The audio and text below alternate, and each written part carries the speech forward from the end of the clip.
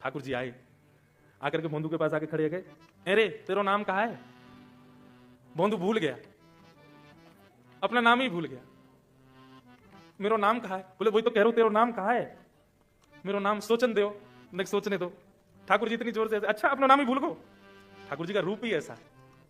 कई एक भजन बनाया था, राम आएंगे तो अंगना सजाऊंगी, राम आएंगे तो दीप जलाऊंगी, राम आएंगे तो ऐसे, बहुत अच्छा भजन था। पर मेरे मन में आया ये प्रैक्टिकल नहीं है, राम आएंगे तो सब कुछ भूल जाऊंगी। राम आकर के भी आपको याद कैसे रह सकता है कि अंगना सजाना है?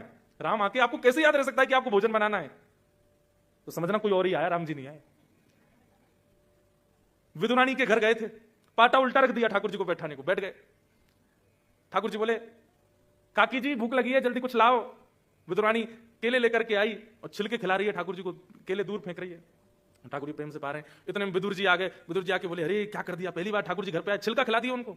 रोने लगी सिर पकड़ के, मैं क्या बताऊं, मुझे तो मैं अपनी स्थिति में ही नहीं हूं, मुझे पता ही नहीं मैं क्या कर रही हूं। विदुर जी बीच में आए, ठाकुर जी को कहा ठाकुर जी छिलका छोड़ो, लो लो केला खाओ।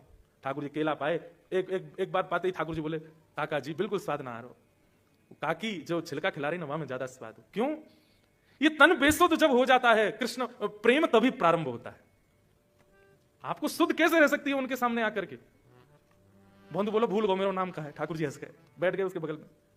कछू तो नाम होएगो? तब भोंदू बोला हाँ याद आ गई, कहा सब मोए भोंदू के हैं।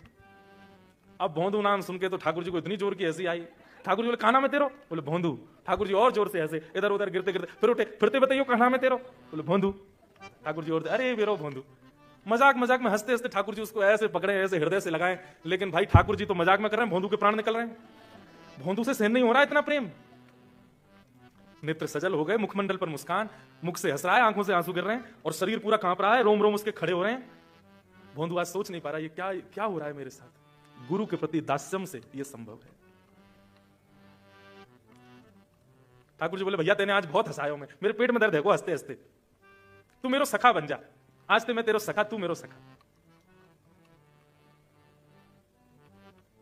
और दास्य के बाद अगली भक्ति ही सख्य है। दोनों पूरक हैं एक दूसरे के। गुरु के दास बनो, ठाकुर जी तुमको सखा बनाएंगे। ठाकुर जी बोले भोंदू तू मेरो सखा बन जा। भोंदू बोलो मैं या लायक हूं? बोले अरे तू सबसे बड़ा लायक है, तू मेरो सखा। तेरे नाम ते ही मोको हंसी आ रही है भैया, तेरी बातें तो जन कहा होएगो। चल तू मेरो सखा बन जा। अच्छा एक बात बता, अब बैठो ही रहेगो, बात बनाते रहेगो, कछु खवावेगो मुझे? भोंदू बोलो क्या खवाऊं? बोले कछु लायो अपने संग? भोंदू बोला हाँ 2 रोटी और गुड़ लेके आया हूं। ठाकुर जल्दी खोल जल्दी खोल। भोंदू ने कपड़े की पोटली, बिल्कुल उसमें मट्टी लगी है ना, वो ज्यादा साफ सुथरी कुछ भी नहीं, ऐसी पोटली खोली, उसमें भी सुबह की बनी हुई बिल्कुल ठंडी रोटियां और उनके बीच में गुड़ रखा है। ठाकुर जी